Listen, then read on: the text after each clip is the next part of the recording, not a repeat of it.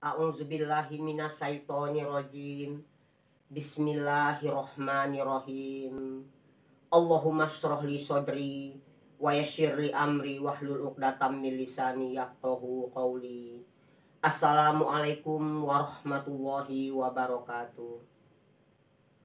Alhamdulillahi rabbil alamin wassalatu wassalamu ala asyrafil anbiya'i wal mursalin wa ala alihi wa ashabihi ajma'in. Alhamdulillahillazi hadana li hadza wa ma kunna linahtadiya laula an hadanallah.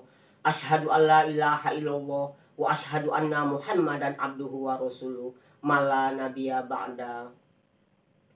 Allahumma sholli ala sayyidina Muhammad wa ala ali sayyidina Muhammad wa azwajihi wa zuriyatihi kama sholaita ala sayyidina Ibrahim wa ala ali sayyidina Ibrahim wa barik ala sayyidina Muhammad wa ala ali sayyidina Muhammad kama barakta ala sayyidina Ibrahim wa ala ali sayyidina Ibrahim fil alamina innaka hamidum majid. La ilaha illa anta ya muqalliqal qulubi sabbit qalbi ala dinik wa ala taatik innakum kuntum shodiqin. Wa ilahukum ilahu wahidun la ilaha illahu rahmanur rahim. Allahu la ilaha illahu wal hayyul qayyum. Allahumma shrah li sadri wa yassir li amri wahlul uqdatam min lisani yafqahu qawli. Hadirin yang berbahagia, dalam kesempatan ini masih di dalam peringatan Isra dan Mi'raj Nabi Muhammad SAW. Kalau beberapa waktu yang lalu saya menyampaikan khusus perjalanan Nabi Muhammad SAW dari Masjidil Haram ke Masjidil Aqsa, maka pada malam hari ini saya akan melanjutkan kisahnya itu dengan Ahlul Bait. Firman Allah Subhanahu wa Ta'ala dalam surat Al-Ahzab ayat 33 yang artinya, sesungguhnya Allah bermaksud hendak menghilangkan dosa-dosa dari kamu, wahai Ahlul Bait, dan membersihkan kamu sebersih-bersihnya. Al-Ahzab 33. Hadirin yang berbahagia, pada suatu masa Nabi Muhammad SAW sedang tidur di atas sebuah kain di rumah istrinya yang bernama Ummu Salamah, yang saat itu sedang berdiri mengerjakan sholat. Ketika itu masuklah Fatimah Az-Zahra membawa sebuah wadah berisi makanan. Makanan yang dimaksud di sini adalah namanya kazirah. Kazirah ini sebentuk makanan yang terbuat dari daging yang dipotong kecil-kecil, alus-alus daging itu, kemudian dimasak dengan garam dan air. Setelah empuk, setelah masak, kemudian diangkat, dilumuri dengan tepung dan dimasak kembali. Itulah makanan yang namanya makanan kazirah. Rasulullah kemudian memerintahkan kepada Fatimah untuk memanggil suaminya Ali bin Abi Thalib dan kedua anaknya. Setelah semuanya berkumpul, maka mereka pun makan bersama-sama kazirah tadi. Saat itulah Jibril turun membawakan wahyu yang saya bacakan tadi, Al-Ahzab 33. Sesungguhnya Allah bermaksud hendak menghilangkan dosa-dosa dari kamu, wahai Ahlul Bait, dan membersihkan kamu sebersih-bersihnya. Siapa Ahlul Bait ini? Ahlul Bait adalah Ali bin Abi Thalib, Fatimah Az-Zahra, dan kedua anaknya Hasan dan Husain. Selesai itu hadirin sekalian, Rasulullah kemudian mengambil kain yang tadi ditidurinya itu, kemudian menutupkannya kepada anak-anaknya, dan kemudian dia berdoa kepada Allah agar Allah melindungi anak-anaknya ini, yaitu Ahlul Bait ini. Dia berdoa kepada Allah, lindungilah anakku ini dan lindungilah cucu-cucuku ini. Inilah Ahlul Bait, keluargaku yang terdekat. Hadirin yang berbahagia, di sini kita ingin menceritakan tentang Fatimah Az-Zahra. Fatimah Az-Zahra ini dari kecil dia sudah tampak menawan dan cantik jelita. Semakin besar Fatimah Az-Zahra ini, semakin mirip, semakin keserupaannya itu betul-betul menginikan Rasulullah dalam 5 hal. Wajahnya, karakternya, kemudian kefasihan bahasanya, cara berjalan, cara berbicara. Kelima hal ini, apa yang dimiliki oleh Rasulullah itu mirip benar dengan yang dimiliki oleh Az-Zahra.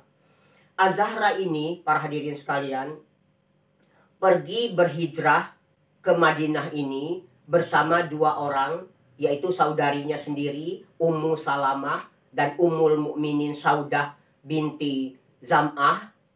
Ini dia berangkat ini ke Madinah berhijrah itu. Yang mengantarkannya adalah Zaid bin Haritsah dengan Abu Rafi. Ini dia berangkat waktu berhijrah, usianya saat itu adalah 18 tahun. Dia berangkat ke Madinah berhijrah. Hadirin yang berbahagia, bagaimana peristiwa pernikahan Fatimah Az-Zahrah ini dengan Ali bin Abi Thalib? Sebelum Ali bin Abu Thalib melamar Fatimah ini, yang terlebih dahulu melamarnya adalah Abu Bakar Siddiq. Abu Bakar Siddiq ini melamar Fatimah Az-Zahra. Kemudian Rasulullah menjawab, tunggulah keputusan, ketetapan dari Allah. Abu Bakar Siddiq kemudian mengadukan hal ini kepada Umar bin Khattab. Umar bin Khattab juga melamarnya. Dan jawaban daripada Rasulullah juga sama, tunggulah ketetapan dari Allah. Kedua-dua sahabatnya ini ditolak oleh Rasulullah ketika melamar Fatimah Az-Zahra. Karena Rasulullah mempunyai niat di dalam hati yang tidak ada yang mengetahui niatnya ini kecuali Allah Subhanahu wa taala, yaitu ingin menikahkan Fatimah Az-Zahra ini dengan Ali bin Abu Thalib. Dari mana Ali bin Abu Thalib ini mengetahui bahwasanya Fatimah ini sudah dilamar? Ia mengetahui dari pelayannya, pembantunya, dari pengasuhnya itu. Jadi pelayannya ini mengatakan, wahai Ali, apakah kau tahu Fatimah sudah dilamar? Tidak, kata Ali. Ya, katanya, Abu Bakar, Umar bin Khattab melamar Fatimah, tapi semuanya ditolak oleh Rasulullah secara halus. Kenapa gak kamu aja yang ngelamar? Kalau kamu yang ngelamar, pasti, kata pelayannya itu, kamu akan diterima sebagai menantunya, katanya. Bukan aku tak mau, kata Ali, apa mahar yang akan aku berikan kepada Fatimah? Aku orang tidak punya apa-apa, kata dia gitu. Nah, kemudian Rasulullah juga mengetahui kehendaknya ini. Nah, dengan nekat, dengan hati yang mantap, dia pergilah menemui Rasulullah. Kemudian Ali bercerita kepada orang banyak di dalam kisah riwayatnya itu, Nabi Muhammad SAW ini mempunyai karisma, mempunyai wibawa yang begitu tinggi. Begitu aku menghadap Rasulullah, katanya, sudah berhadapan dengan Rasulullah, lidahku terasa keluh. Aku tidak bisa berbicara apa-apa. Aku hanya diam saja di hadapan Rasulullah. Kemudian Rasulullah bertanya, wahai Ali, apa maksud dan tujuanmu datang kemari? Aku hanya diam saja, kata Ali. Ini Ali yang bercerita kepada orang tentang lamarannya kepada Fatimah ini. Kemudian, apakah kau bermaksud ingin melamar Fatimah, kata dia. Ya, kata Ali. Aku jawab, ya. Apa mahar yang kau peroleh? Demi Allah, wahai Rasulullah, aku tidak punya apa-apa, kata dia. Bagaimana dengan baju perang yang kuberikan kepadamu itu, katanya. Demi Allah, kata Ali, baju perang yang diberikan kepadaku itu, wahai Rasulullah, masih ada, tapi sudah usang, katanya. Kalau dijual juga nggak sampai 400 dirham harganya, katanya. Oh, tidak apa-apa, itu saja lamaran yang ini, katanya. Kemudian dia menghadap Rasulullah ini, kemudian menemui Fatimah, bertanya. Fatimah setuju. Fatimah mau menikah, kemudian dipersiapkan oleh Rasulullah.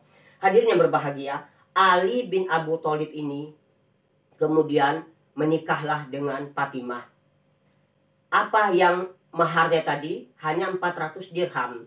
Nah, kemudian setelah selesai perang Badar dan perang Bani Kainuka, ini harta rampasan perang yang bagian Ali ini, itulah yang dipergunakan oleh Ali untuk nikah.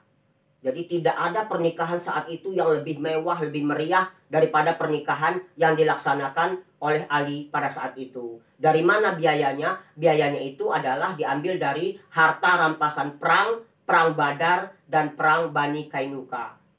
Rasulullah kemudian memerintahkan kepada Ali menjual untanya seharga 480 dirham, yang 2/3 untuk membeli wangi-wangian, 1/3 untuk membeli pakaian. Fatimah pun memakai pakaian 2 lapis yang mahal-mahal, dan seperangkat gelang dari perak di pergelangan tangannya ini. Di kedua pergelangan tangannya itu perhiasan dari perak. Selesai nikah, Rasulullah kemudian Fatimah dibawalah ke rumah Ali. Dibawa ke rumah Ali, Kemudian Rasulullah berkata, aku akan datang ke sana, tapi lebih dahulu engkau wahai Fatimah, katanya. Setelah Fatimah datang ke sana diantar oleh saudara-saudaranya dari Bani Najjar, Ummu Aiman dan sebagainya. Kemudian tak lama kemudian datanglah ini Rasulullah ke rumah Ali. Sesampai di pintu, Rasulullah minta izin untuk masuk ke dalam rumah. Kemudian dia berkata, Assalamualaikum, apakah ada saudaraku di dalam? Kaget Ummu Aiman. Wahai Rasulullah, mengapa kau mengatakan saudaramu? Bukankah dia menikah dengan anakmu yang bungsu? Iya, katanya. Anakku yang bungsu menikah dengan dia, tapi itulah saudaraku, katanya. Karena kami sudah mengikat perjanjian ketika di Madinah dulu, aku memerintahkan kaum muhajirin dengan kaum ansor itu mengikat persaudaraan. Ikatlah persaudaraan karena Allah. Masing-masing harus mengambil seseorang untuk menjadi saudaranya. Ketika itu aku memegang tangan Ali dan aku katakan, inilah saudaraku. Jadi Rasulullah bersaudara dengan Ali bin Abi Thalib.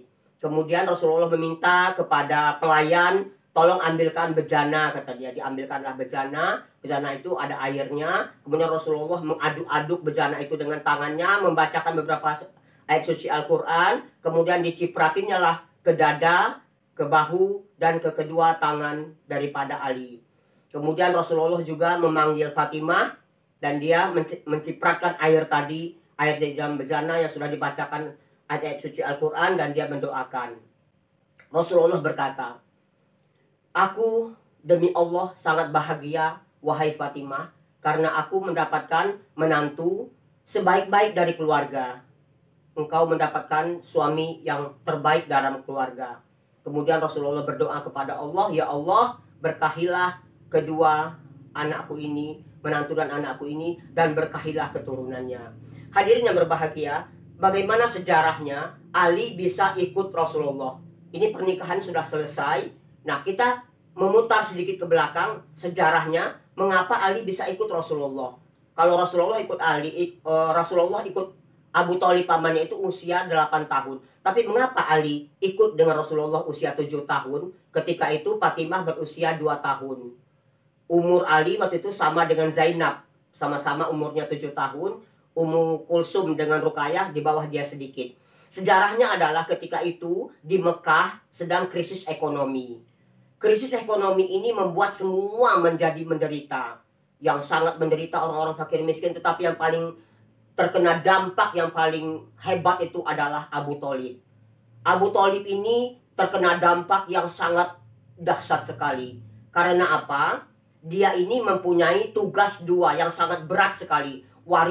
Tugas warisan yang sangat berat. Yang pertama adalah memberi minum semua jemaah haji. Itu tugas Abu Thalib. Seluruh jemaah haji itu yang memberi minumnya adalah Abu Thalib. Itu tugas yang paling berat yang pertama. Yang kedua, dia adalah pemimpin Bani Hashim dan Bani Muthalib. Jadi pemimpin Bani Hashim dan Bani Muthalib ini adalah Abu Thalib. Warisan itu dari kakeknya Abdul Muthalib. Yang kedua, memberi minum semua jemaah haji. Dengan demikian para hadirin sekalian, harta benda, kekayaan daripada Abu Thalib ini terkuras habis.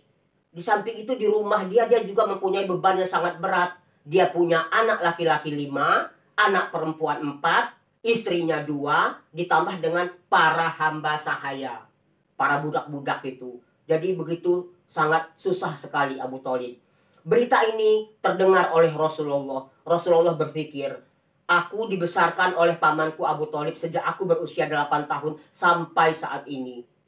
Apa yang bisa aku bantu kepada Abu Thalib pamanku yang tidak menyinggung perasaannya? Kalau aku bantu dengan keuangan bagaimana? Takut menyinggung perasaannya. Karena Rasulullah ini mempunyai perasaan yang halus sekali. Sehalus sutra. Dia takut menyinggung perasaannya itu. Kemudian dia dapat ilham. Kalau begitu katanya aku akan menemui pamanku Abbas bin Abdul Muthalib. Abbas bin Abdul Muthalib ini adalah salah satu keluarga daripada Bani Hashim, Bani Muthalib itu yang paling kaya. Kemudian Rasulullah menemui pamannya Abu Thalib ini. Pamannya siapa? Abbas tadi bin Abdul Muthalib. Dia mengatakan, wahai paman Abbas, Abu Thalib menderita dalam krisis ekonomi ini. Penderitaannya itu sudah tidak terbayangkan lagi oleh kita. Apa yang bisa kita lakukan? Aku berpikiran katanya, mari kita datang ke sana, kita ambil anaknya. Kau mengambil satu, aku juga mengambil satu. Oh baiklah kalau begitu, kata Abbas. Pergilah mereka menemui Abu Thalib. Setelah basa-basi, setelah mengucapkan salam, setelah berbincang-bincang, Abu Thalib mula-mula keberatan menyerahkan kedua anaknya kepada adik-adiknya ini, kepada keponakannya. Tapi setelah diterangkan, dijelaskan, dan setelah dibujuk, dirayu oleh Rasulullah dan oleh Abbas bin Abdul Muthalib, akhirnya Abu Thalib pun bersedia menyerahkan kedua anaknya. Rasulullah Shallallahu Alaihi Wasallam memilih Ali bin Abu Thalib dan Ja'far bin Abu Thalib diambil oleh Abbas bin Abdul Muthalib. Itulah sejarahnya mengapa kedua anak daripada Abu Thalib ini diurus oleh Rasulullah Shallallahu Alaihi Wasallam yang bernama Ali, dan juga diurus oleh siapa namanya tadi, oleh Abbas. Abbas ini mengurus keponakannya itu sampai mereka semua menjadi dewasa.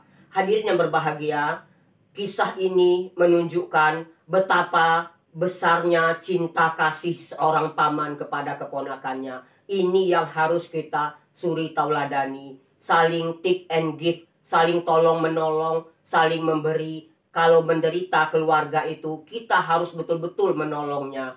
Lihatlah betapa besarnya penderitaan Abu Thalib, tetapi semua itu bisa terasa ringan oleh bantuan daripada Abbas dan oleh Nabi Muhammad SAW. Sekian, wassalamualaikum warahmatullahi wabarakatuh.